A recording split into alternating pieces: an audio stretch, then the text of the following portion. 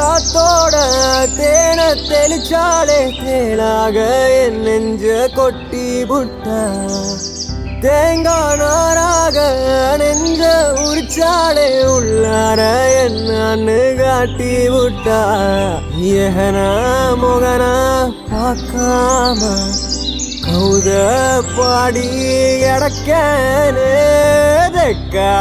மேக்கா கேட்காம.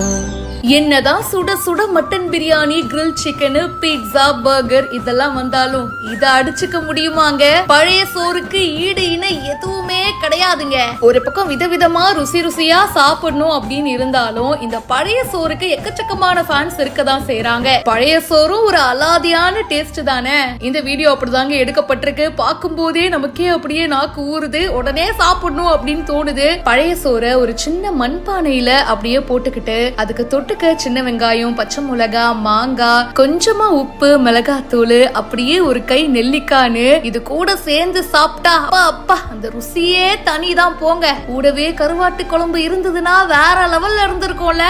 இந்த வீடியோ இப்ப சோஷியல் மீடியால நிறைய பேருக்கு ரொம்ப பிடிச்சிருக்கு. பழைய சோறை இப்படி சாப்பிடணும் அப்படின்றது பல பேரோட கனவுங்க.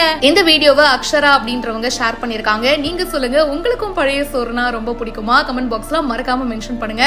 மேலும் பல இன்ட்ரெஸ்டிங்கான விஷயங்களுக்கு பிஹைண்ட் ரூட்ஸை இப்பவே ஃபாலோ பண்ணுங்க.